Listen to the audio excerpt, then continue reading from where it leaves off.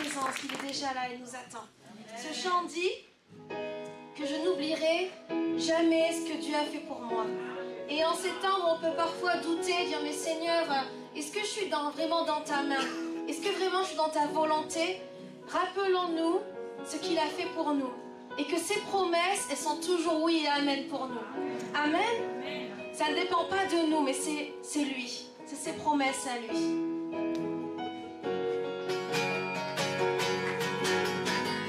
Je n'oublierai aucune de tes merveilles.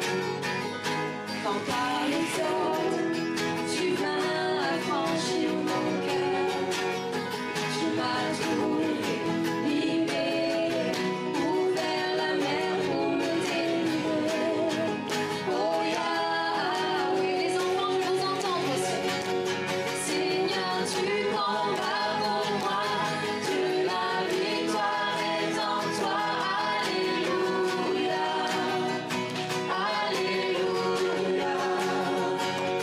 Tu as déchiré la mer et m'as guidé à travers, alléluia, alléluia.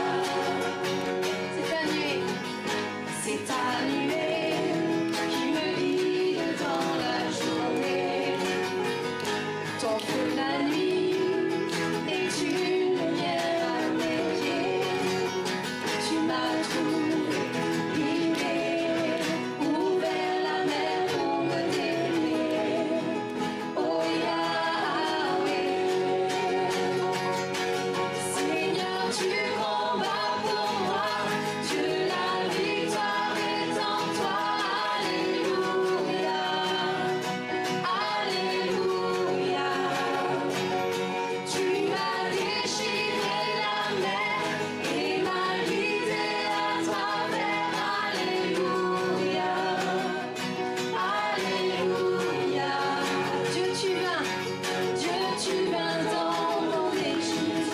Tu me pris par la main, me guida vers la liberté, dans le pays promis. Jamais je ne t'oublierai, ton nom je chanterai. La mort a jamais emporté par l'ardeur de ton amour. Dieu, tu viens dans mon Égypte. Tu me pris par la main, me guida vers la liberté, dans le pays promis. Jamais je ne t'oublierai, ton nom je chanterai.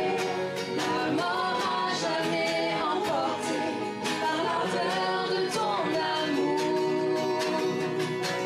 Seigneur, tu combats pour moi. Dieu, la victoire est en toi. Alléluia, alléluia.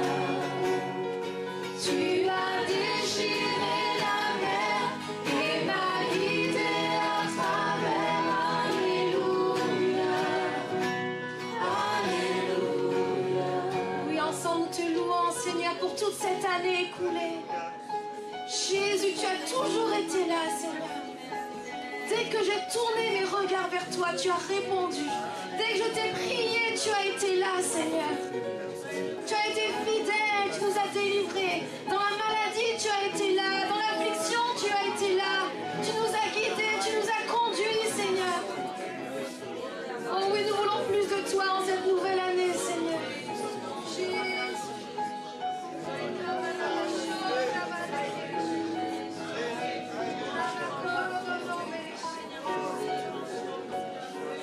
Merci, Jésus. Merci, merci. Merci, Jésus. Reçois l'honneur, reçois la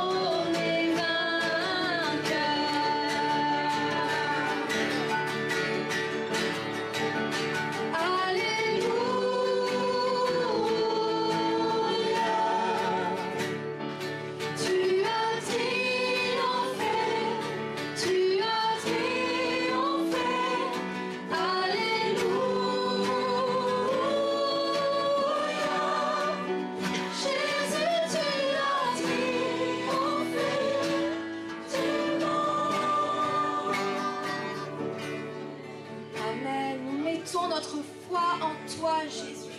Toi qui es mort, ressuscité, tu as vaincu la mort.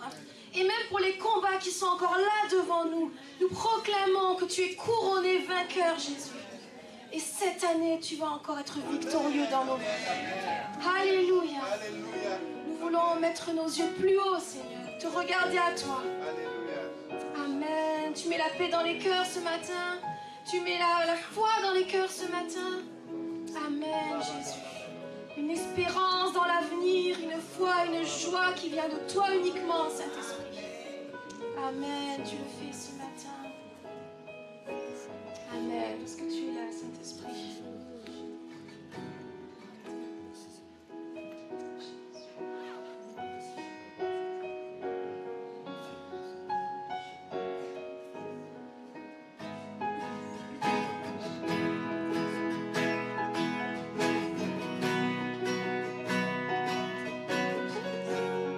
Quand il descend. Quand il descend. Oui, tout s'arrête, il y a transfert entre ciel et terre. Quand il descend, l'atmosphère change, il y a transfert entre ciel et terre. Quand il descend, oui, tout s'arrête, il y a transfert. Nous avons soif de toi, Saint-Esprit.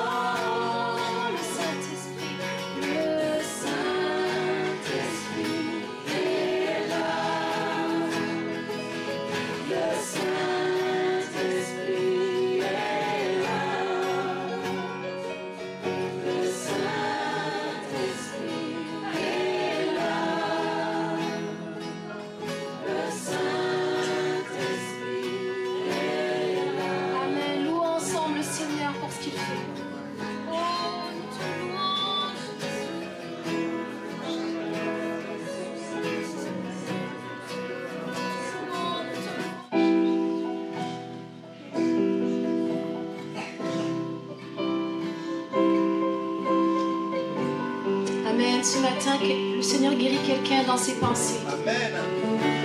Amen. Dans tes pensées qui sont malades, qui sont influencées par toutes sortes de choses, le Seigneur te guérit ce matin. Ouvre ton cœur, ouvre ton âme, il te guérit ce matin. Il remet sa parole au centre. Des cieux, tu peux m'entendre. Je sais que tu t'approches quand je t'adore.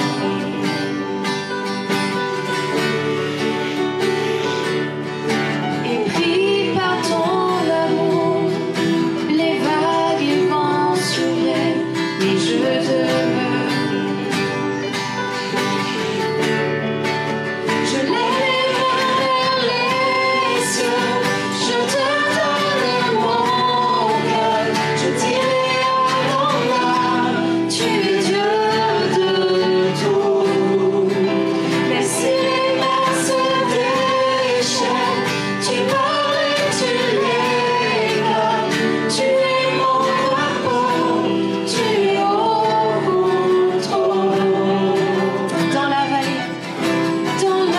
vallée, je crois que ton esprit est là et me conduit.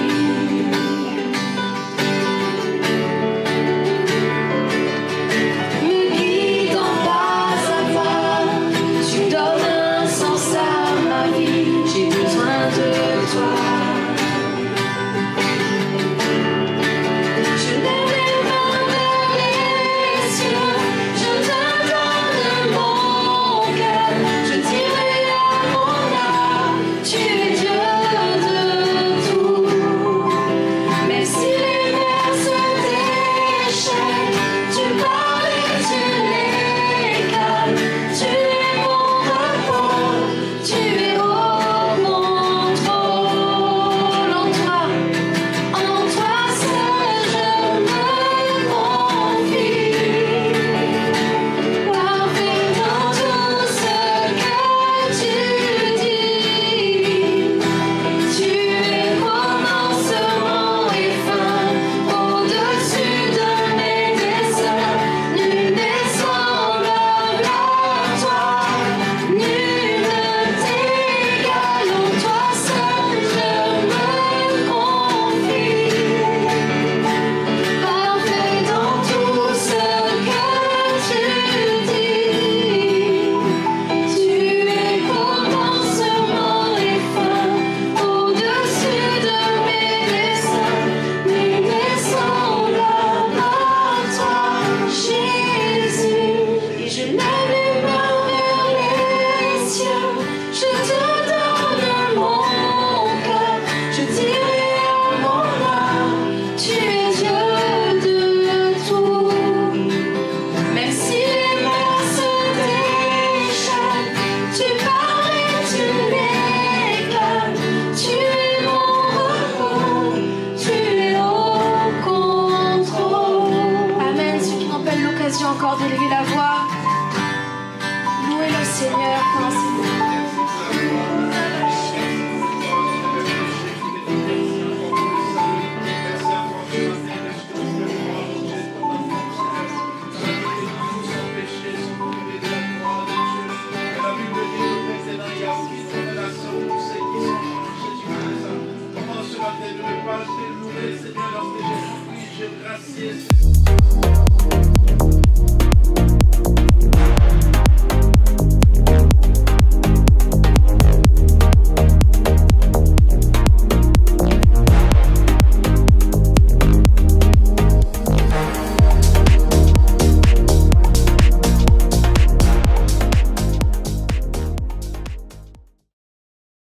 Dans le nom puissant de ton Fils Jésus-Christ, à Dieu soit la gloire. Amen. Tu renouvelles tes bontés encore ce matin, Seigneur. Tu as encore des bontés pour cette journée, pour les cœurs qui sont là. Nous sommes là devant toi et nous te louons, nous t'adorons. C'est vrai pour ta bonté, ta fidélité. Merci pour ce que tu fais ce matin dans nos cœurs. Merci pour ce que tu as fait déjà durant ce temps de louange. Merci pour ta parole qui produit la vie en nous. Nous te bénissons, Seigneur. Amen. Amen.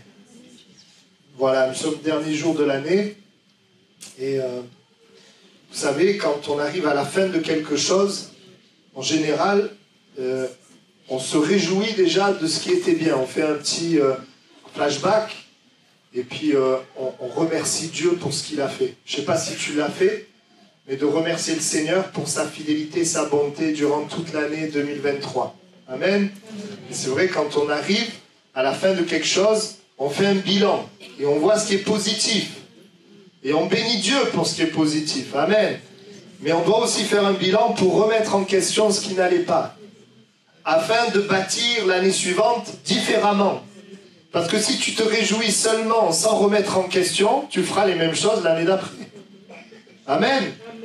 Alors je souhaite qu'on puisse faire cela dans notre marche avec le Seigneur. On puisse s'arrêter et dire d'abord merci pour ce que tu as fait. Parce que des fois on voit que ce qui ne va pas.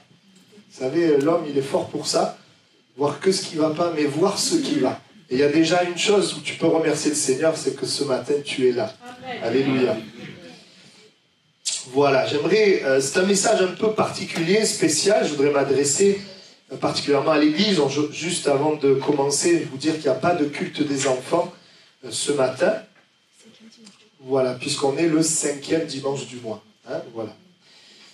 Voilà, le titre de mon message, c'est « À quel appel vas-tu répondre en 2024 ?»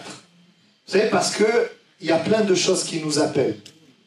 Il y a plein de personnes qui nous appellent. Et ton énergie, ton temps, ta force, c'est quelque chose de précieux. Pour ajouter tes biens, ton argent, c'est quelque chose de précieux. Et c'est quelque chose, ton temps, ton argent, tes biens, ta force, qui est sollicité. Il y a des appels, on t'appelle. On t'appelle pour mettre ton énergie à un endroit. On t'appelle pour donner ton temps à un endroit. On t'appelle pour donner tes biens à un endroit. Mais est-ce que tu sais que Dieu t'appelle aussi? Et c'est une question qu'on doit se poser. J'aimerais qu'on lise Matthieu chapitre 6, verset 33. C'est un verset qu'on connaît bien. Mais même si on le connaît, c'est bien de se poser cette question. Est-ce que je le vis? Est-ce que je le vis? Parce que c'est une invitation, un pas de foi, et c'est merveilleux quand on le vit. Cherchez premièrement le royaume et la justice de Dieu, et toutes ces choses vous seront données par-dessus. Amen. Et quand il est parlé, on n'a pas lu le contexte, mais quand il est parlé de toutes ces choses, ce sont les choses que les gens qui ne connaissent pas Dieu recherchent, qui ne sont pas mauvaises, mais qui sont légitimes. Il s'agit du manger, du boire, du vêtement. Voilà, tout ce que les gens recherchent. Dieu a un appel supérieur.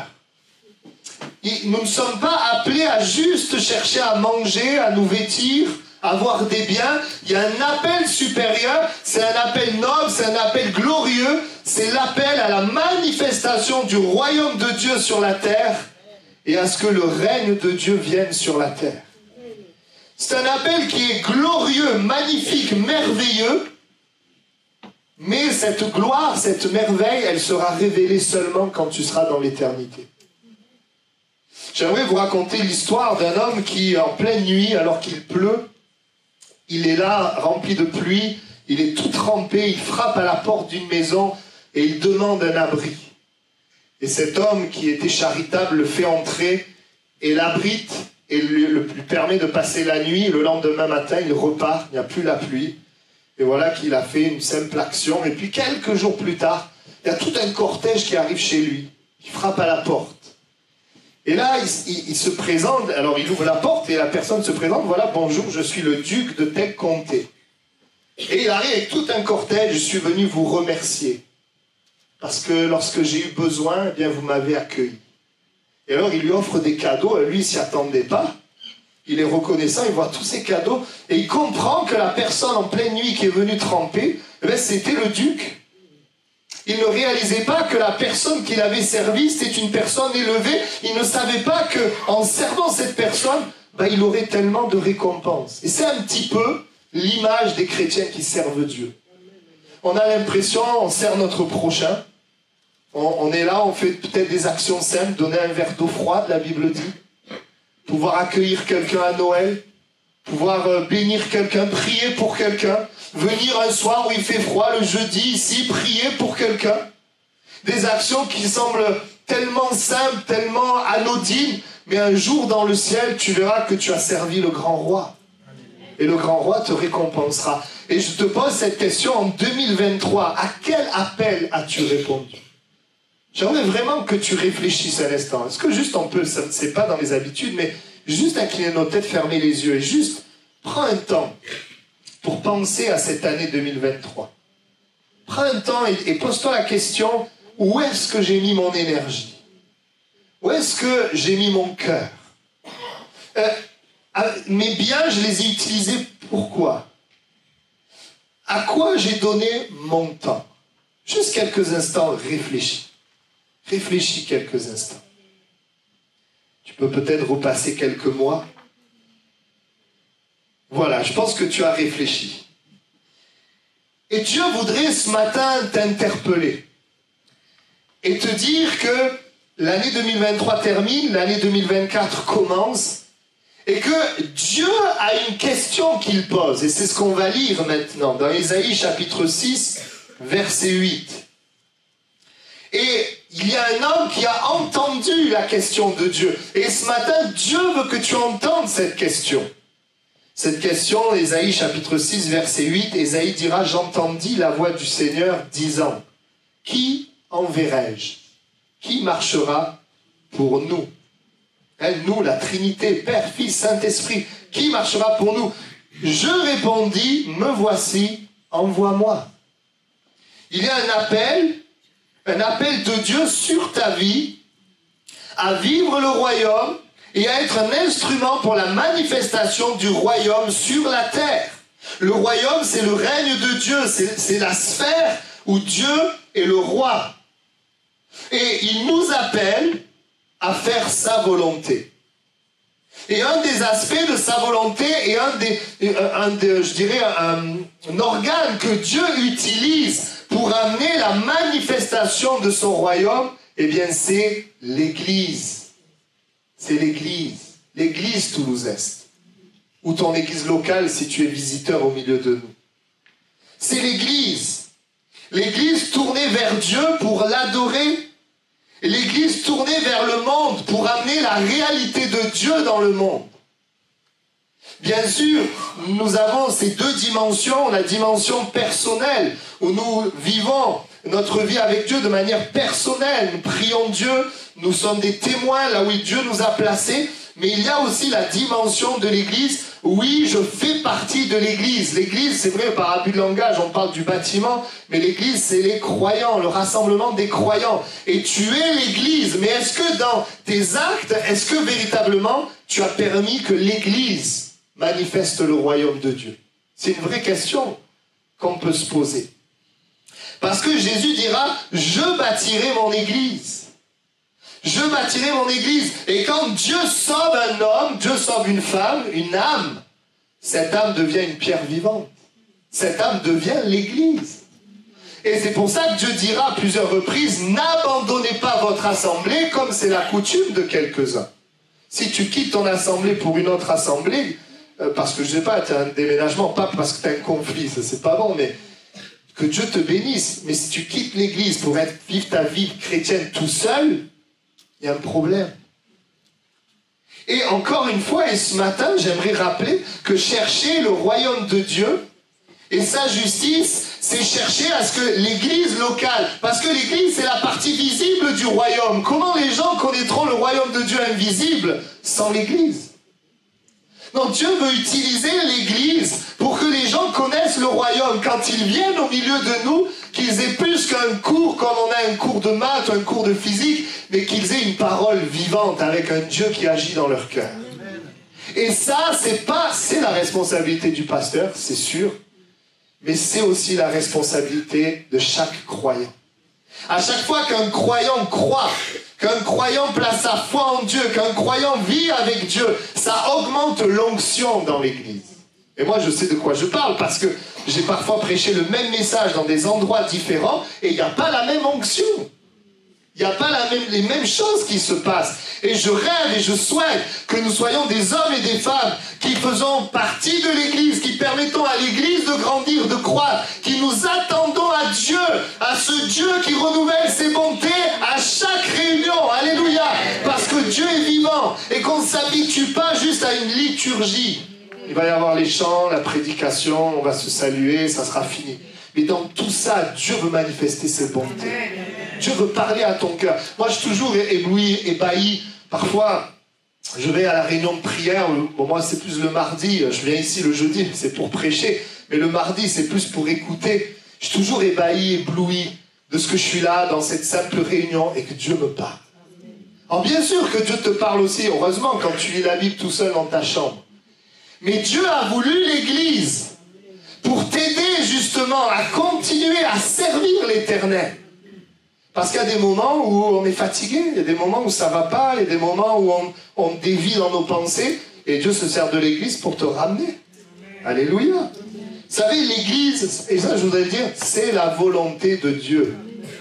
L'Église, elle est là pour dispenser la parole, et Dieu dira, je manifesterai ma gloire et mes miracles quand il y aura la prédication. C'est important la prédication.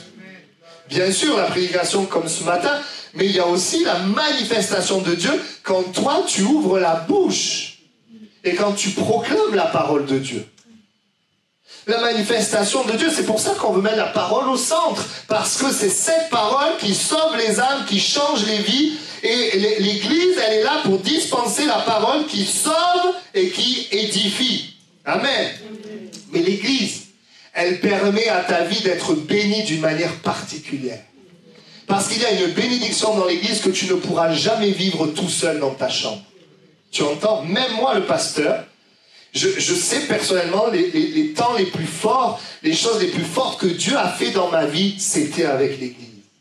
C'était pas tout seul. Bien sûr qu'il y a des temps tout seul aussi où Dieu nous visite, mais la Bible dit dans le psaume 133, oui, que alors que les frères et sœurs se rassemblent, c'est là que l'Éternel envoie la bénédiction, la vie pour l'éternité. L'Église, c'est un repère dans un monde qui efface les repères. C'est la colonne et l'appui de la vérité. L'Église nous permet de savoir ce qui est bien et ce qui est mal, parce que le monde change le mal en bien et le bien en mal. L'Église est un repère, la colonne, l'appui de la vérité. Parce que si tu n'as pas d'Église, tu vas avoir le repère du monde. Et je t'assure, les repères du monde, ils sont très changeants. Et ils ne correspondent pas du tout à la parole de Dieu. Je voudrais te dire ceci. Les repères de Dieu sont pour notre bien. Si tu acceptes les repères du monde, tu diras comme tout le monde, moi je suis libre, je fais ce que tu veux, fais ce que tu veux, mais tu vas mourir. Parce que les repères du monde amènent la mort. Et Dieu est ton créateur, il sait ce dont tu as besoin. Et il établit des repères. Il établit des repères. Amen. L'Église, c'est aussi... l'Église, elle a puissance et autorité sur les démons, le diable et le séjour des morts. Je bâtirai mon Église et les portes du séjour des morts ne prévaudront point contre elle. Oui, l'Église, elle est imparfaite, elle est faite d'êtres humains. Quand tu vas à l'Église, t'as pas que des gens saints, hein? Parce qu'elle est ouverte à tout le monde. Mais j'aimerais te dire que l'Église, elle a autorité. Il y a une puissance dans la prière de l'Église. Il y a une autorité. Et on doit travailler, on doit prier, on doit chercher pour que cette autorité et cette puissance, elle se manifeste dans la vie des gens. L'Église, c'est un lieu d'équipement pour bien servir Dieu. L'Église, c'est un lieu d'entraînement et de perfection, de perfectionnement pour apprendre à s'aimer les uns les autres. L'Église, c'est comme la famille, on ne s'est pas choisi. Tu as choisi ton voisin de droite et de gauche? Non. Mais Dieu a voulu cela pour nous apprendre à nous aimer. Avec des âges différents, avec des cultures différentes, avec une longueur de barbe différente. Mais Dieu a voulu cela pour nous aimer. Je parle pour les hommes, bien sûr. Pour plaisanter. Le Seigneur, il a voulu pour nous entraîner, nous apprendre à aimer. Vous savez, des fois, on part de l'église, on fuit l'église, parce qu'on n'a pas envie d'apprendre à aimer. C'est plus simple d'être tout seul, t'as personne qui te contrarie. Mais Dieu veut qu'on soit le reflet de Jésus-Christ. L'église, c'est pour aussi nous aimer les uns les autres. Prendre soin les uns des autres. Dans un monde qui est difficile, dans un monde où chacun cherche son intérêt, de pouvoir appliquer la parole de Dieu et chercher l'intérêt de l'autre. Alors bien sûr, c'est pas parfait parce qu'il y a la chair, on n'a pas tous le même désir d'obéir à Dieu, mais je prie qu'on ait le désir de plus en plus d'obéir à Dieu et de mettre en pratique sa parole. L'Église, c'est un lieu de secours et de soutien pour celui qui est fatigué, pour celui qui est chargé, pour celui qui est en danger. C'est un lieu où Dieu vient te délivrer, où Dieu vient te secourir. Il le fait de manière surnaturelle, mais il le fait aussi au travers des chrétiens. L'Église, c'est un lieu d'enseignement et de formation qui t'apprend comment connaître Dieu. Quand les gens disent, mais moi, tu sais, j'ai pas besoin d'église, je prie tout seul à la maison. Mais on a besoin d'apprendre à connaître Dieu. L'Église, c'est aussi un lieu surnaturel, un lieu de révélation, un lieu où Dieu agit. Amen. Pourquoi? Parce que nous cherchons la communion avec son esprit. L'Église, c'est aussi un lieu de provision, un lieu d'adoration, où nous louons Dieu et nous l'adorons ensemble. Amen. Et c'est vrai, vous savez, la Bible dit que Dieu a un plan, un appel sur chacune de nos vies. Dieu, il a un plan personnel sur mesure. Ce qu'il a pour Jacqueline, c'est pas la même chose que pour Émile. Il y a un plan sur chacune de nos vies, un plan spécifique. Mais laisse-moi te dire que le plan que tu as pour ta vie, il est intégré à l'Église. Il est lié à l'Église. Et même quand le plan de Dieu dépasse l'Église locale, parce qu'on parle, par exemple, je vais vous parler de Paul. Paul, à un moment donné, le Saint-Esprit a dit, mettez-le à part pour l'œuvre à laquelle je l'ai appelé. Mais vous savez quoi? Paul a été appelé à une œuvre, mais c'est l'Église qui l'a envoyé. Et quand il a fait son œuvre, c'est à l'Église qu'il a rendu compte. Et j'aimerais vous dire, oui, le plan que Dieu a pour toi, il est en lien avec l'Église. Parce que le plan de Dieu est toujours en lien avec les hommes. Maintenant, il est vrai, il y a des plans un peu spécifiques. Dieu peut se servir de toi pour d'autres églises, pour le corps de Christ de manière plus générale, c'est vrai. Et même les ministères dons qu'il a donnés à l'Église, les ministères dons sont là pour l'Église. L'apôtre, il fonde les églises. Le prophète, il donne des paroles de Dieu à l'Église. Les évangélistes, ils ajoutent des âmes à l'Église. Les pasteurs, ils prennent soin des croyants de l'Église. Et les enseignants, ils rendent forts les croyants de l'Église. Amen. Quand Dieu nous appelle à faire sa volonté, il y a un moment donné où il y a les choses qui passent. Ça passe par l'Église. Même s'il n'y a pas que l'Église, on est dans le monde, on est le sel, la lumière du monde, et on sert le Seigneur là où on est. C'est pour ça que quand on parle d'Église, toujours on alterne entre les croyants et le lieu. Vous voyez, voilà, on n'a pas. Parfois on parle du lieu, parfois on parle des croyants. Et quelque part, nous sommes l'Église, et nous sommes dans le monde, nous rayonnons dans le monde, mais nous bâtissons aussi l'Église. Lorsque nous nous rassemblons ensemble, ce que nous vivons ensemble, c'est quelque chose d'important. La Bible nous appelle des pierres vivantes. Et chaque pierre n'est pas la même que les autres. Mais chaque pierre doit être avec les autres. Est-ce que tu comprends? L'image du corps, c'est la même chose. On est membres, on n'est pas les mêmes membres. Hein, j'ai le doigt, la main, le coude, la jambe. Mais tous participent au même but. La gloire de Dieu. Amen. Alors, il y a un appel spécifique sur nos vies, mais un appel commun à faire partie de l'Église, à bâtir l'Église. Et ce matin, je te pose la question, est-ce que tu réponds à l'appel de Dieu de bâtir l'Église pour que ce royaume de Dieu, il progresse sur la terre? C'est important. Avant de penser à 2024, reviens, comme on l'a fait tout à l'heure, reviens sur 2023 et pose-toi la question, à quel appel ai-je répondu? Il y a l'appel de la famille, nos familles nous appellent. Il y a l'appel du travail. Oh, le travail, il va t'appeler. Hein, le patron, pour avoir de l'argent, il va te solliciter. Il y a l'appel des possessions, d'avoir toujours plus. Il y a l'appel des loisirs. Oh, qu'est-ce qu'il y en a avec Internet, le téléphone, toutes les choses possibles et inimaginables. Et c'est pas forcément mauvais hein, quand je dis ça. Mais ça fait vachement de... Pardon, pas vachement. Ça fait beaucoup de choses qui nous appellent. L'appel de nos accomplissements personnels. L'appel de la popularité, faire beaucoup pour être populaire, et on peut mettre de l'énergie dans tous ces appels. Mais Dieu dit, qui enverrai-je? Qui marchera pour moi? Dieu a un appel aussi. Amen. Dieu t'appelle à vivre pour son royaume, que son royaume avance, pour que l'église Toulouse-Est se développe, que l'église Toulouse-Est aille de l'avant. Amen. cette année 2023, mes pensées se sont tournées vers qui et vers quoi? C'est une question. Mes actes ont servi qui? Ont servi quoi? Est-ce que j'ai poursuivi ce qui est éternel ou ce qui est éphémère? Bon, pour être honnête, on poursuit les deux choses, mais en proportion. Est-ce qu'on a poursuivi plus ce qui est éternel ou plus ce qui est éphémère? Et c'est parce que le Seigneur nous aime, nous a créés, nous a sauvés. Il a un plan, un sens, un appel qui veut nous interpeller ce matin. Pour qu'en 2024, nous servions davantage le Seigneur qu'en 2023. Amen. Il y a cette année, en 2023, je devais faire des recherches par rapport à la maison. Et donc, j'ai essayé de remonter sur les anciens propriétaires de ma maison. Et j'ai réalisé que celui qui a bâti la maison, c'était un maçon. Et ce maçon, il a bâti la maison pour lui. Ah ben, j'étais content. J'ai dit, s'il a bâti pour lui, il a dû bien la bâtir. Hein. J'ai dit, donc, je dois avoir une maison bien bâtie. Mais je me disais quand même, il a dû se dire, voilà, il a dû mettre toute cette énergie, il a bâti, etc. Mais aujourd'hui, la maison n'est plus à lui. Aujourd'hui, elle est à moi. Et lui, il est dans l'éternité, certainement. Et vous voyez, il y a plein de choses, on bâtit, on met de l'énergie, on se dit, c'est à nous, mais dans quelques années, ça ne sera plus à toi. Et mon ami, il faut que tu réfléchisses, il faut que tu bâtisses pour quelque chose qui est éternel. Vous savez, des fois, moi, en tant que pasteur, je me rends compte, il y a plein de choses, je n'ai pas le temps de le faire. Ah, j'aimerais un peu connaître dans l'économie, ou dans ci, ou dans ça. Mais en fait, j'ai pas le temps. Ou alors, il faut que je prenne moins soin d'autres domaines.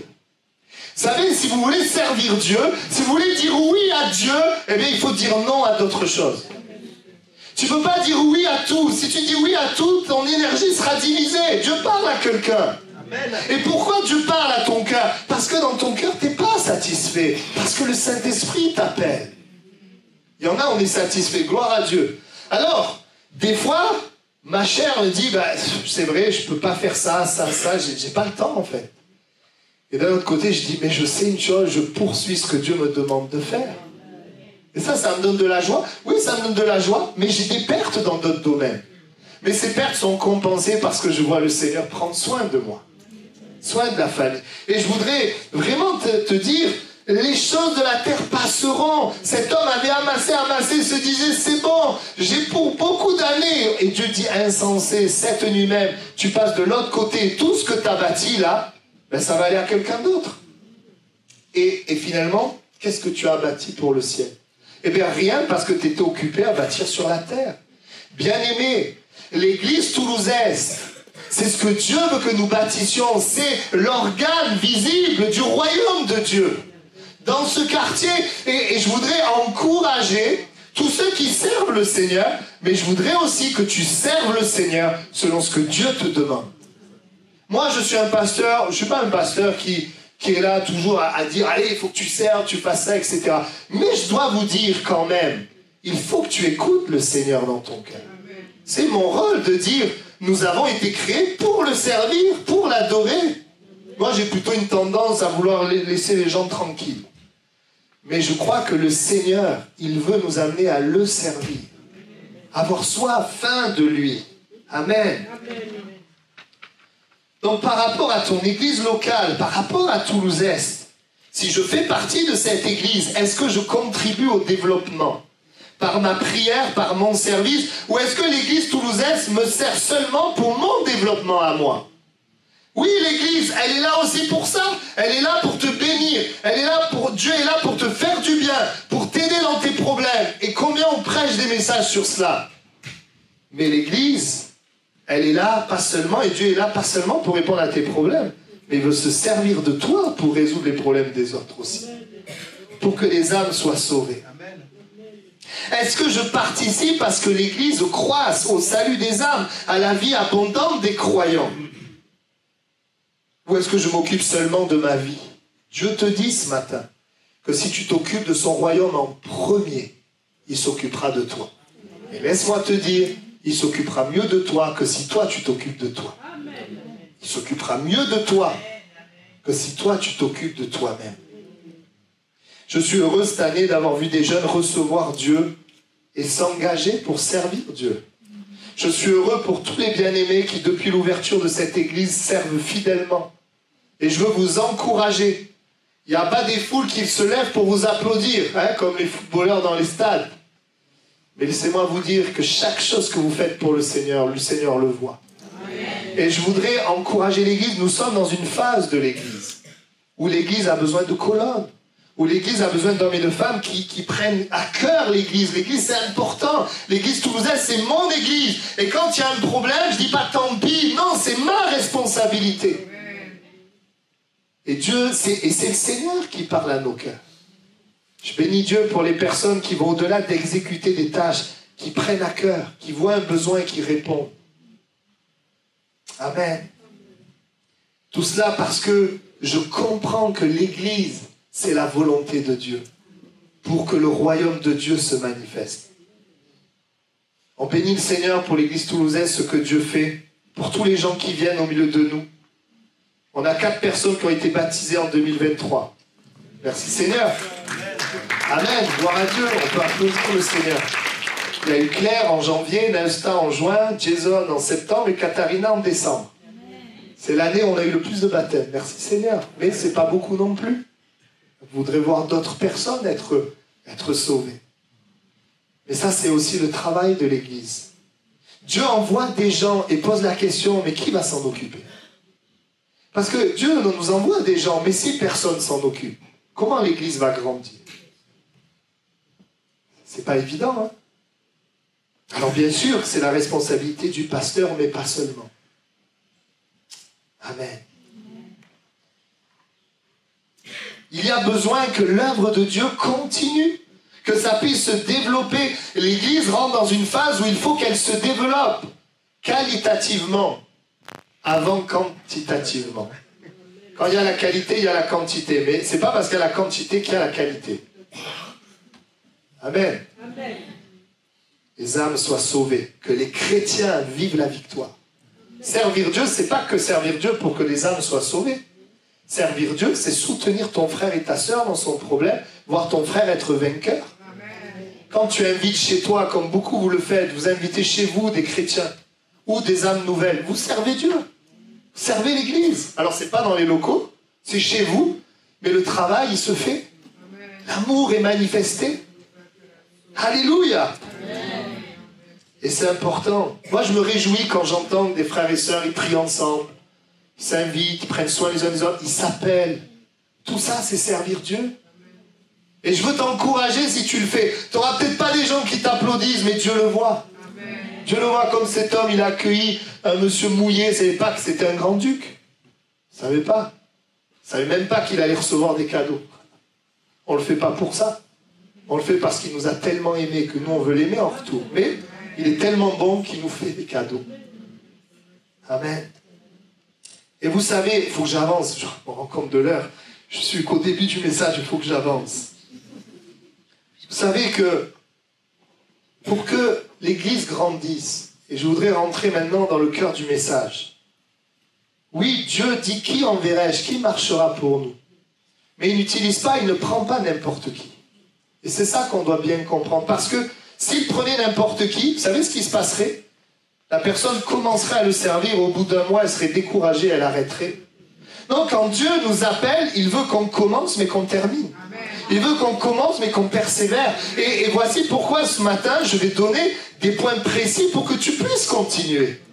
Pour que tu puisses ne pas te lasser. Sans ces points, tu commenceras, mais tu ne poursuivras pas. Et c'est pour ça que Jésus, alors qu'il a choisi des personnes, moi je sais pas, Jésus il va amener son royaume, il choisit des gens, moi j'en choisirai le plus possible. Plus on est nombreux, plus il y aura un impact. Mais non, Jésus il en choisit 12. Parce que ce qui comptait pour Jésus, c'était pas d'en avoir beaucoup, parce que s'il en avait eu beaucoup, il y en aurait eu autant qu'il aurait laissé au bout de quelques temps. Mais il en a choisi 12 qui étaient là du début jusqu'à la fin. Et les 12, c'était pas de grandes personnes, c'était pas des gens extraordinaires, mais les 12, ils ont tout laissé pour le suivre. Et voici ces 3 points, je vais essayer d'aller vite, que je voudrais partager avec vous. Ces 3 points qui sont importants, et Jésus va en parler dans Matthieu 9, Matthieu 10. Dans Matthieu 9, versets 36-38, Jésus voit la foule, il est ému de compassion, parce qu'elle est languissante et abattue comme des brebis qui n'ont point de berger. Alors il dit à ses disciples, la moisson est grande, mais il y a peu d'ouvriers. Priez donc le maître de la moisson d'envoyer des ouvriers dans la moisson. Amen. À la fin de Matthieu 9, Jésus demande de prier pour qu'il y ait plus d'ouvriers. Et dans Matthieu 10, il va donner des indications sur les ouvriers selon Dieu. Les ouvriers, qu'est-ce qu'ils doivent être finalement? Alors, ce que j'aimerais vous dire, c'est que Matthieu 10, ça n'a pas été écrit à tout le monde. Ça a été écrit à ses disciples. Vous le lisez, Matthieu 11:1, donc qui vient juste après Matthieu 10, lorsque Jésus eut achevé de donner ses instructions à ses 12 disciples. Non, ce qui vient avant, c'est qu'il vient de donner des instructions à ses 12 disciples. Et tu le vois d'ailleurs aussi dans Matthieu 9, je crois. Où il demande de prier pour plus d'ouvriers. Matthieu 10, il donne des indications. Il parle, c'est-à-dire qu'il parle à des personnes qui l'ont suivi et qui croient en lui. Amen. Et j'aimerais dire, ce que je vais donner là, ça concerne les personnes qui croient en lui et qui ont choisi de le suivre. Si ce matin tu es là, tu ne le suis pas et tu ne crois pas en lui, Dieu, ce qu'il veut, c'est te montrer son amour. C'est t'aider dans ta vie. C'est te guérir. C'est te toucher. C'est donner un sens à ta vie. Il veut que tu expérimentes qu'il t'aime. Il veut que tu aies l'assurance de la vie éternelle. Tu n'aies plus peur de la mort. Et ensuite, il veut utiliser ta vie pour bâtir l'église. Il ne faut pas prendre les choses dans le mauvais sens. J'ai jamais vu un joueur de foot jouer pour une équipe sans d'abord faire partie de l'équipe. T'imagines ça? Le gars, il est d'une autre équipe, il veut jouer avec... Mais non, il faut d'abord que tu fasses partie de l'équipe. Et avant de servir Dieu, il faut rentrer dans la famille de Dieu. Et avant de rentrer dans la famille de Dieu, il faut goûter combien il est bon, comme il nous aime. Amen. Moi, il m'a guéri. Il a mis la joie, il a mis la paix, alors que je ne lui ai rien donné. C'est lui qui m'a donné. Et il a créé en moi un amour pour lui parce que lui, il m'a aimé le premier. Et ce matin, peut-être tu connais rien, mais Dieu veut te faire du bien, Dieu veut te bénir, Dieu veut t'aider dans ta vie. Amen. Mais je reviens aux disciples. Ce matin, c'est un message aussi pour les disciples, mais je crois que Dieu peut parler aussi aux incroyants. D'abord, j'aimerais montrer, avant de parler de ce qu'il y a dans Matthieu 10, alors ne vous inquiétez pas, on ne va pas avoir 15 points, on va avoir juste 3 points, mais on voit au verset 36, le mobile de tout serviteur qui veut bâtir l'église. On le relit, il est question de Jésus, voyant la foule, il fut ému de compassion pour elle, parce qu'elle était languissante et abattue comme des brebis qui n'ont point de berger. La première chose pour servir et pour contribuer à ce que l'église grandisse, c'est que nous devons être remplis de la compassion de Dieu pour les perdus et même pour les croyants. La compassion de Dieu pour les êtres humains. Alors vous me direz, oui, ok, c'est facile. Non, c'est pas si facile que ça parce que les êtres humains, ils sont compliqués. Le cœur de l'homme, il est tortueux par-dessus tout. Et quand on voit ces personnes languissantes, abattues, on pourrait avoir envie de les juger, mais arrêtez de vous plaindre, mais pourquoi vous êtes comme ça? On pourrait juger, mais moi je suis pas comme ça. Mais si tu juges, tu peux pas faire que l'église avance. Tu as besoin d'être rempli de la compassion de Dieu. On a besoin de la compassion pour aimer celui qui est difficile à aimer. Parce que Dieu nous a tous aimés. Et l'église a besoin de serviteurs émus de compassion pour les gens, pour les âmes. Nous n'aimons pas le péché, mais nous aimons les pécheurs. Être touché par la souffrance des gens. C'est ce qui est le mobile de notre service. C'est ce qui fait qu'on peut venir un jeudi soir, venir avec les frères et sœurs et prier pour quelqu'un qu'on ne connaît pas. C'est parce qu'il y a la compassion de l'âme, même si on ne la connaît pas.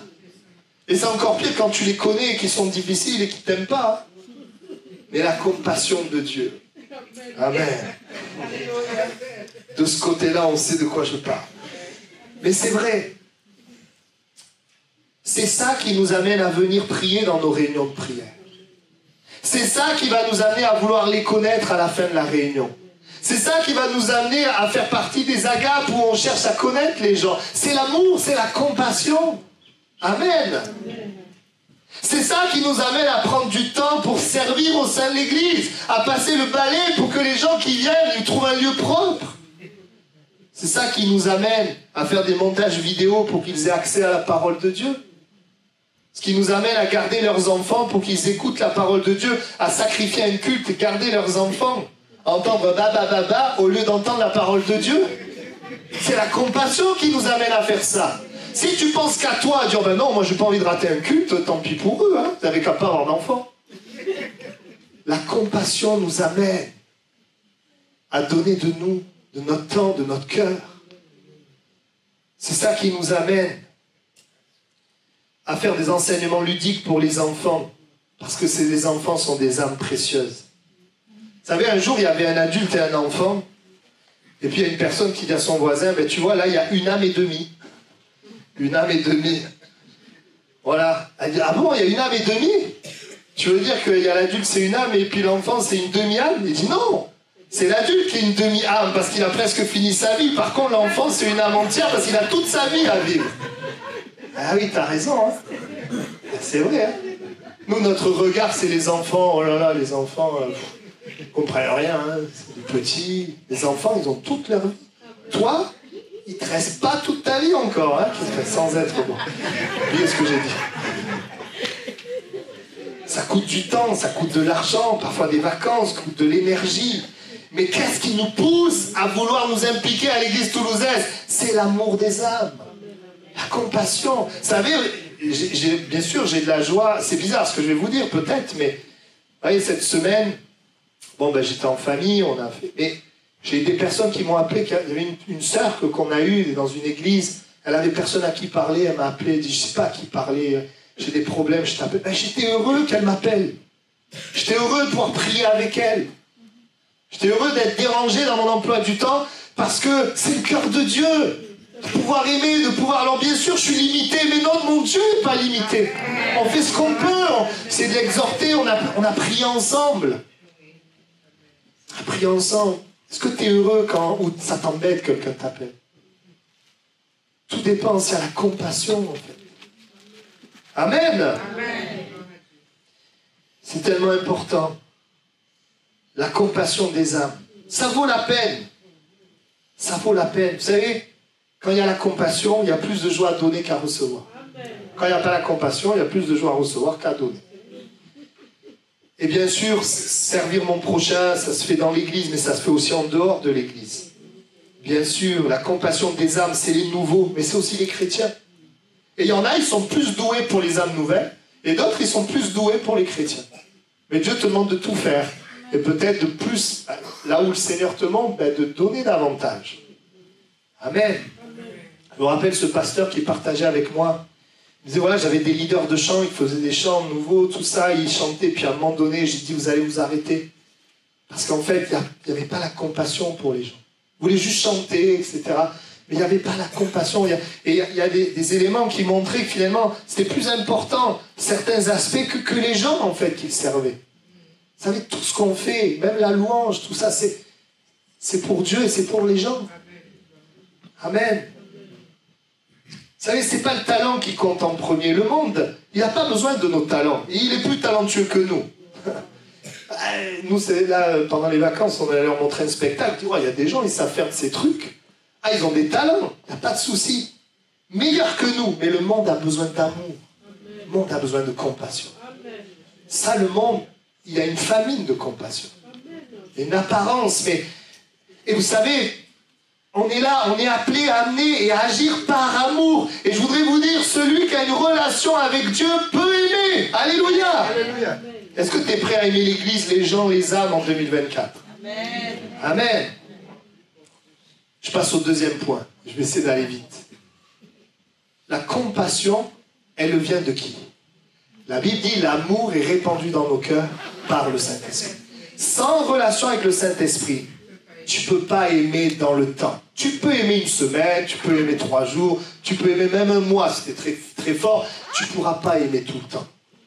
Tu peux aimer quand les gens sont gentils, mais si ce n'est pas l'amour de Dieu, tu n'arriveras pas à aimer quand les gens sont méchants. Et c'est important de comprendre ça. Un serviteur que Dieu utilise, c'est un serviteur qui a une relation avec lui. On a besoin de relation avec lui parce que c'est lui qui met l'amour dans notre cœur. Si on n'a pas de relation, on est comme tout le monde. On pense à nous. On est égoïste. Mais comme on est né de nouveau, on est né de Dieu, Saint-Esprit travaille en nous. Amen. Amen. Et l'amour répandu dans notre cœur par le Saint-Esprit, mais c'est pas parce que quelqu'un parle de l'Esprit que l'Esprit est là. Ce qui compte, c'est le fruit de l'Esprit. C'est que si j'ai une relation avec l'Esprit, alors il y aura un fruit. Et le fruit de l'Esprit, c'est l'amour, la paix, la joie, la bonté, la foi, la bienveillance, la maîtrise, la douceur. Il y a un fruit. Alors, toute notre vie, on progresse. On est d'accord? Personne ne peut dire, là, moi, je manifeste le fruit parfaitement. Si tu disais ça, il te manque le fruit de l'humilité. Mais on revient à notre message. Jésus va dire à ses disciples, attendez avant de me servir. D'être remplis du Saint-Esprit. Il va souffler sur eux. Et puis, il va leur dire d'attendre d'être remplis. Pour que, parce que vous savez, avant que l'Église ait été formée, c'est dans Actes, eh bien, il y a eu cet élément. Jésus leur dit, attendez que l'Esprit vienne sur vous. Et quand l'Esprit est venu, il y a eu la prédication, l'Église a été formée. Il n'y a pas d'Église sans Saint-Esprit. Nous, on ne fait rien. Enfin, nous, on fait ce que Dieu nous demande de faire. Mais c'est l'Esprit qui convainc les cœurs. C'est l'Esprit qui change les cœurs. C'est l'Esprit qui fait que l'Église grandit. C'est l'Esprit qui fait que les âmes sont sauvées. C'est l'Esprit qui fait cela. Nous, ce qu'on peut faire, c'est d'obéir à ce qu'il nous demande. Prêcher la parole, de prier, de proclamer ce que Dieu dit. Amen. C'est l'Esprit de Dieu. Et Jésus, et il le dira dans Matthieu 10, parce que je reviens à Matthieu, parce que c'est ce texte qu'on est en train de voir. Dans Matthieu 10, il dira, quand on vous livrera, ne vous inquiétez ni de la manière dont vous parlerez, ni de ce que vous direz. Ce que vous aurez à dire vous sera donné à l'heure même, car ce n'est pas vous qui parlerez, c'est l'Esprit de votre Père qui parlera en vous. Jésus est en train de dire, si tu veux me servir, tu auras de l'adversité. Mais mon Esprit t'aidera. Mon Esprit parlera. Mon Esprit te donnera l'amour. Et c'est ça qui nous permet de continuer. Qui nous permet de briller, qui nous permet de supporter aussi la souffrance et l'adversité. De supporter parce qu'il y a tellement d'adversaires dans la vie chrétienne. Il y a nos propres luttes, notre propre chair, nos propres péchés qui est un adversaire. Il y a le péché des autres qui sont devant nous, qui est un adversaire. Il y a le diable et ses démons qui est un adversaire. Il y a les situations, les injustices, les incompréhensions, les jugements, les rivalités, les jalousies, les convoitises, les envies. Il y en a, hein? Il y a de quoi faire. On a besoin du Saint-Esprit. C'est le Saint-Esprit qui renouvelle l'amour dans notre cœur, la motivation. C'est le Saint-Esprit qui nous inspire dans la prière, dans le témoignage et qui confirme par une action surnaturelle. C'est le Saint-Esprit qui donne de la force face à l'adversité pour rester droit, juste, pas abandonner, continuer de témoigner, renouveler, encourager. Amen. C'est ça que Dieu ne nous laisse pas tout seul pour le servir dans l'Église. Il donne son Esprit. Son Esprit qui rappellera ce qu'il nous a dit, qui nous enseignera. C'est son Esprit qui nous permet de vaincre la chair. Marchez selon l'Esprit, vous n'accomplirez pas les désirs de la chair. Alors, vous savez, un serviteur, le serviteur que Dieu attend en 2024, c'est un serviteur qui laisse de la place au Saint-Esprit. Baptisé de l'Esprit et ensuite qui développe une relation avec le Saint-Esprit. Et en faisant cela, l'amour sera là dans ton cœur. Ça ne veut pas dire que tu ressentiras toujours un grand amour pour tout le monde tous les jours. Non, parce qu'on est dans un corps de chair aussi. Mais ça veut dire que Dieu t'aidera à continuer. Te soutiendra quand tu n'arriveras plus à marcher. Il sera avec toi. Il a promis d'être fidèle. Je vais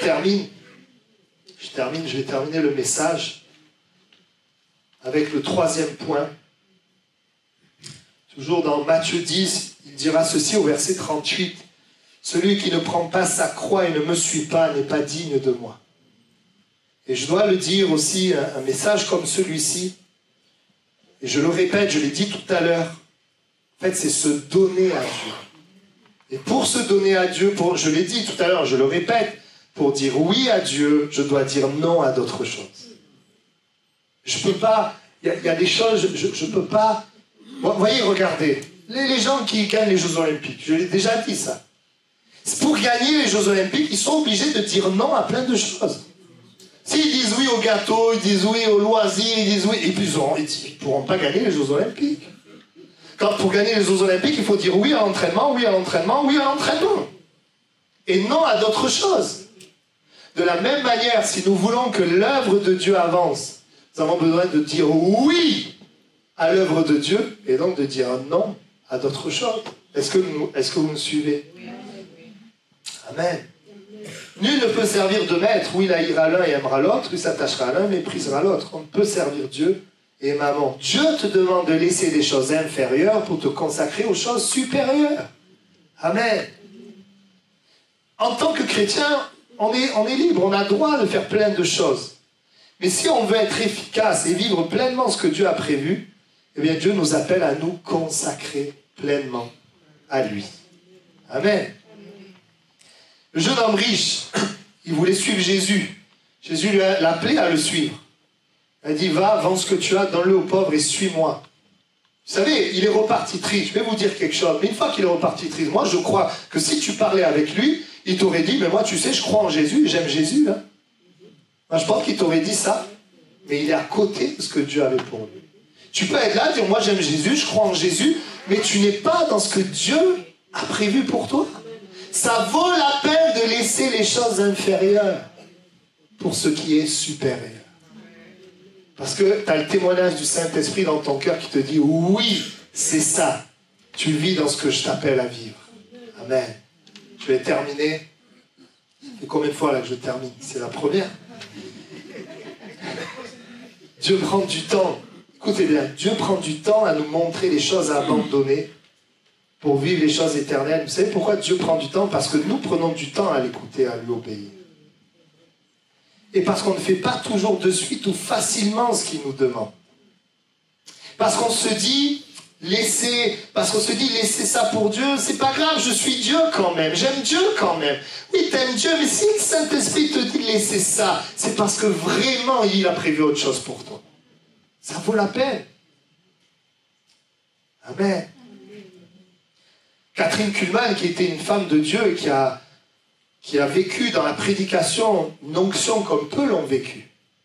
Lorsqu'elle prêchait, il y avait une présence de Dieu particulière. Elle dira ceci, oui, vous voyez la présence manifeste de Dieu, mais vous ne voyez pas le prix que j'ai payé pour ça. Et les temps passés avec le Seigneur, à renoncer à sa vie pour ça, et par ce renoncement, cette présence de Dieu guérir les malades, toucher les gens. Quand tu payes un prix, quand tu laisses des choses, ça amène une autre présence de Dieu, une autre onction, un autre impact. Nous, on aimerait faire comme tout le monde et avoir l'impact de Jésus. Pas possible. Et c'est pour vous, c'est pour moi ce que je dis. Seigneur, on a besoin de plus de toi. Amen. Je l'ai déjà dit, mais Catherine Kuhlman, elle dira qu'elle a répondu à un appel qui a été donné à d'autres personnes, mais que les personnes n'ont pas voulu payer le prix. Elle le dira. Ça a été donné à 2 hommes. Mais les 2 hommes n'ont pas payé le prix, donc elle a pris l'appel et elle est rentrée dans cet appel. Amen. C'était beau, je voyais ça à l'église, au minime. Des gens qui étaient prêts à poser des jours pour faire des camps. Poser des jours pour venir aux jeûnes et prières. Poser des jours pour se former. Pour faire l'étude à la parole. Et des gens qui posent des jours, ça montre une soif. Ça ne veut pas dire qu'il faut poser des jours pour tous les programmes de l'église, c'est pas ça. Mais ça montre une faim, une soif. Si le Seigneur te dit dans ton cœur qu'il faut y aller, ça vaut la peine. Amen. Bien sûr, pour le témoignage, on doit faire bien dans le travail. Et même plus, parfois faire des heures sup. Mais si ton travail, il prend tout ton temps, tu n'as plus le temps pour le reste, il faut savoir dire stop. Amen. J'ai vu des gens déménager pour habiter près de l'église. Alors ça ne veut pas dire là aussi que tous on doit déménager habiter près de l'église. Mais ça montre aussi dans notre cœur la priorité que nous mettons. Alors ça ne veut pas dire bien sûr qu'il faut être tout près. Moi je suis à 20 minutes de l'église. Mais parfois le Seigneur peut nous amener à des décisions pour que nous vivions plus de lui. Alors bien sûr c'est au Saint-Esprit après de chacun il l'applique dans votre vie. Ça ne veut pas dire qu'il faut que tous on habite ici. Ici c'est cher. Mais ça veut dire, Seigneur, qu'est-ce que tu attends de moi? Qu'est-ce que tu veux? Amen. Moi, il y a des moments où Dieu m'a dit, il habite près de l'église, puis à d'autres moments, j'étais un peu plus loin, mais bon, je ne vais pas habiter à 2 heures parce que là, ça va être compliqué. Mais voilà, le Seigneur nous travaille. Il n'y a pas de règles, ce n'est pas des règles, je vous mets, pas des lois. Mais c'est juste qu'à un moment donné, Seigneur, ton royaume est le plus important. Amen. Amen. Oui, ça fait la 2e fois que je termine.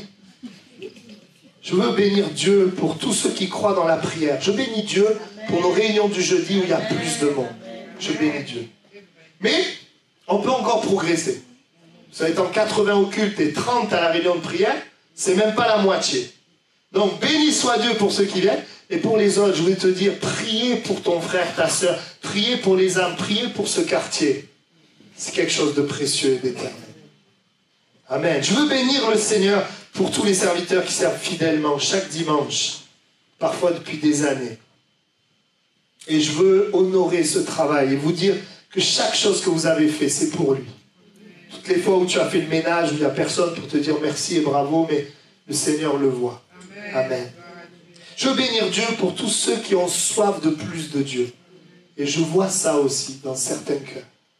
On a soif de plus. C'est pour ça qu'on a commencé des veillées de prière. On en aura une au mois de janvier. On veut chercher le Seigneur. Des jeûnes et prières. Parce qu'il y a plus pour l'Église. Et Dieu veut... Et vous savez pourquoi je fais ce message? Parce que Dieu m'a dit, David, il faut qu'il y ait des colonnes. Il faut que l'Église maintenant aille plus loin. Dans la consécration, la compassion. On a besoin d'aller plus loin. Amen. Plus d'âmes sauvées, plus de victoires. Plus de surnaturel. Pour attirer les âmes à lui. Plus d'intimité et de connaissance de Dieu. Renoncer à des choses par amour et par la foi, pour un but qui en vaut le sacrifice. Amen. On va prier ensemble et je voudrais, c'est un peu particulier l'appel, puisque je ne vais pas vous faire lever la main, mais je vais vous amener dans une mise en pratique ce matin. On va arriver dans une mise en pratique. Je vais demander au groupe de louanges de revenir.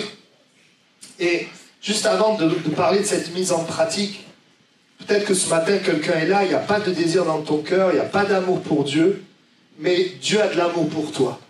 Et Dieu veut te donner, Dieu veut te faire du bien, Dieu veut t'aimer, te secourir, répondre à ton besoin. Est-ce qu'on peut juste incliner nos têtes, fermer nos yeux? Y a-t-il quelqu'un ce matin, juste avant de rentrer dans cet appel? Et peut-être quelqu'un est là, tu ne connais pas Dieu, peut-être même ça fait bizarre d'entendre que Dieu il t'aime, que Dieu peut faire quelque chose pour toi.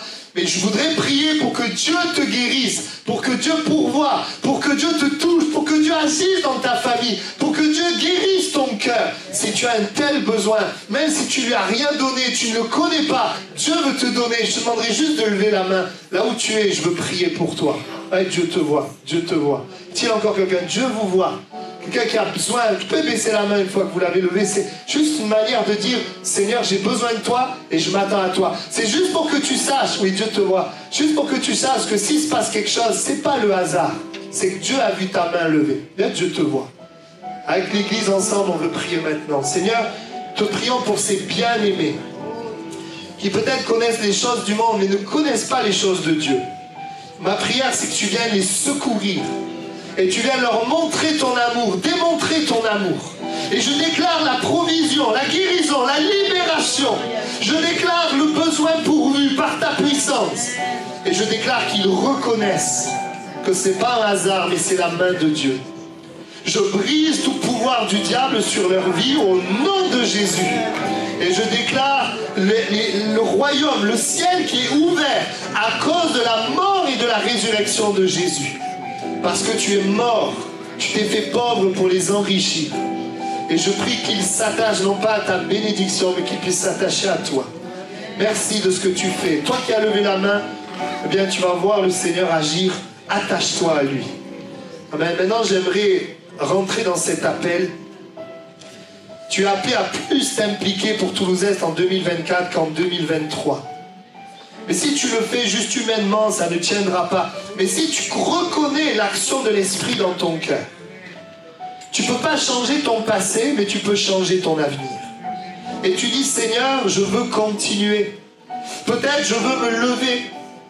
Peut-être que ce matin, avant même de servir, tu as besoin de vivre les points qu'on vient de citer. Tu as besoin d'abord de t'engager dans une régularité, dans une communion avec ton Dieu.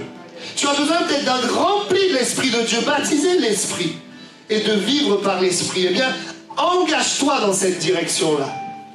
Peut-être tu as besoin de prendre la direction de l'amour d'une manière pratique.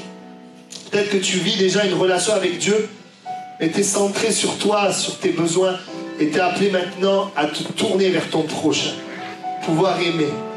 Enfin et dernièrement, peut-être que simplement tu as besoin il faut que tu acceptes de dire non à certaines choses pour te consacrer à Dieu. Accepter de laisser, de perdre des choses, parfois légitimes, pour t'occuper du royaume de Dieu et pour que tu vives l'appel de Dieu comme lui l'a prévu. Pas en dessous, mais dans ce que lui a prévu. Et voici les 3 manières qui correspondent à 3 degrés différents. Ceux qui ont goûté à son amour, ceux qui ont déjà goûté à son amour, voilà comment tu peux aller plus loin. Tu peux aller plus loin en t'engageant envers Jésus, en cherchant le baptême, te donnant à Jésus, en mettant ta vie en règle par rapport à la parole de Dieu. Et de manière pratique, eh bien, je propose des entretiens pastoraux pour que tu puisses avoir l'assurance du salut, pour que tu puisses être préparé au baptême. Si tu as goûté à Jésus, va plus loin ce matin. Engage-toi, mets ta vie en règle. Ne reste pas dans la même situation qu'en 2023. Tu sais que Jésus est vivant, tu sais qu'il t'aime. Maintenant, fais un pas de plus. Engage-toi. Ça, c'est le premier degré. Deuxième degré, pour tous ceux et celles qui sont déjà baptisés, qui ont déjà donné leur vie à Jésus, qui aiment l'Église, eh bien, Dieu te dit maintenant de manière pratique, commence à servir l'Église. Commence à t'impliquer dans l'Église. Et de manière pratique, nous faisons des études sur le cœur de serviteur pour servir le Seigneur au travers de l'Église toulousaise. Ne reste pas là juste à venir le dimanche, mais fais un pas de plus. Fais un pas de plus. Demande à faire cette étude, à t'impliquer dans l'Église. Si bien sûr le Seigneur te le met à cœur, ce matin, tu peux faire un pas de plus. C'est toi qui viens déjà régulièrement. Toi qui déjà as renoncé à des choses pour le Seigneur, sois utile à l'Église. Implique-toi dans les réunions du jeudi soir. Viens prier, c'est ton premier service. Troisième degré, si tu es déjà un serviteur dans l'Église, tu es baptisé, tu sers Dieu dans l'Église, eh bien tu peux aller plus loin en étant formé pour être un berger, pour être plus utile à l'Église. De janvier à juin, je vais faire une formation 1 fois par mois sur comment prendre soin des personnes de l'Église. Eh bien, je t'invite à dégager du temps pour faire cette formation. Vous voyez, l'appel est très pratique. Ce n'est pas une question de lever la main ce matin, c'est une question d'un pas de plus. Mais ça, tu le fais parce que tu reconnais dans ton cœur le Saint-Esprit qui t'appelle à plus. Parce que Dieu a besoin d'hommes et de femmes qui prennent soin des gens qu'il envoie. Il n'enverra pas plus si nous ne prenons pas soin de ceux qu'il envoie. Amen. Alors simplement, bien, réponds dans ton cœur. Et puis, ne tarde pas à te mettre à l'œuvre. Seigneur, merci pour ce temps, ce matin.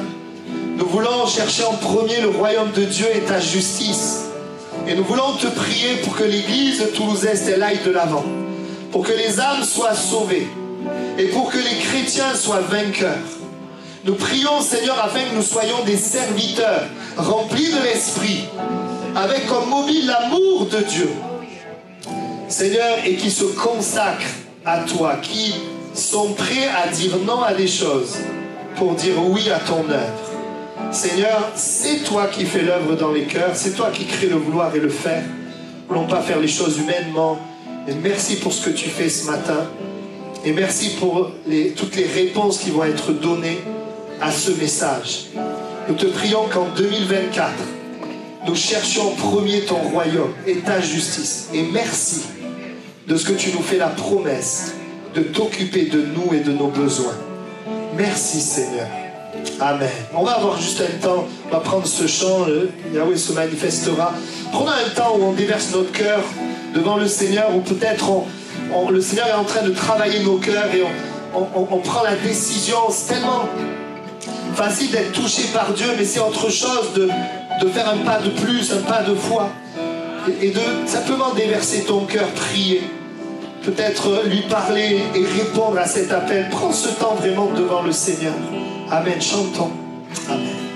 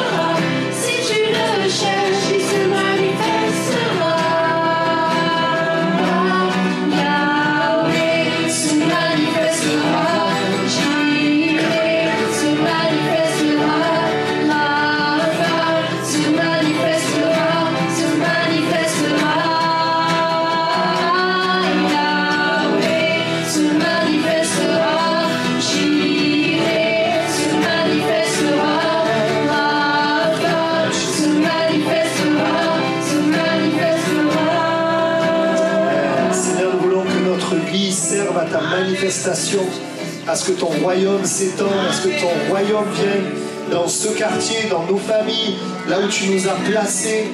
Seigneur, prions afin que ce message ne tombe pas à terre, mais qu'il amène, Seigneur, une mise en pratique, comme ta parole le dit. Ne vous bornez pas à écouter la parole seulement, mais mettez-la en pratique. Tu dis que celui qui met en pratique est semblable à celui qui bâtit sa maison sur le roc. Tu bénis l'église toulousaise. Je te prie dans cette année 2024 pour que l'église puisse grandir, se développer, croître, et que nous participions à cette croissance, que nous soyons acteurs, Seigneur, de ton œuvre. Merci pour la grâce que tu as manifestée pour que l'église en soit où elle est aujourd'hui. Et nous croyons que tu vas encore faire bien plus, Seigneur. Et nous voulons que ça soit fait avec nous. Nous ne voulons pas être en dehors de ce que tu vas faire. Merci pour ta grâce, Seigneur. Amen. Amen. Gloire à Dieu. Vous pouvez prendre place. Voilà, et je souhaite vraiment que tu n'en restes pas là, mais que tu ailles plus loin. Peut-être certains, il y a besoin d'abord de reprendre une relation avec Dieu. Vous voyez, chacun, on est à des étapes différentes. Mais ce qui est important, le Saint-Esprit, il sait nous faire voir et nous montrer ce dont on a besoin. Ce qui est important, c'est que tu l'écoutes. La chair ne veut pas, mais l'Esprit veut. Et comme je disais dans un message, il vaut mieux que la chair souffre et que l'esprit ne souffre pas, plutôt que l'esprit souffre et que la chair ne souffre pas.